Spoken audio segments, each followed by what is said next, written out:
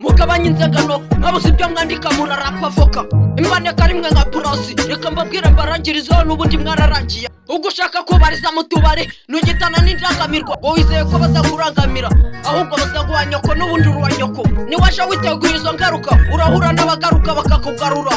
mu maso urasa nk'igisambi ipfunwe rikuzuye ku munwa witeguye gushinura mubazi nureba nawe baraguha nyoko n'ubundi uruwa nyoko yapfa na nyoko iyo umenye ndaturira gukina na burasi niwo gukina n'urupfu tuburasi ndaturitsa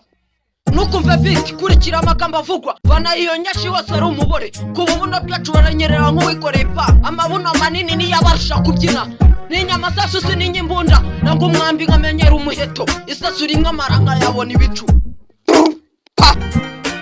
nakuri ukwezi mwicara hejuru nazi ko gutwika ivu rihoze niryo twika natangiye niteguye gutwika biranze bibaye iby'ubusa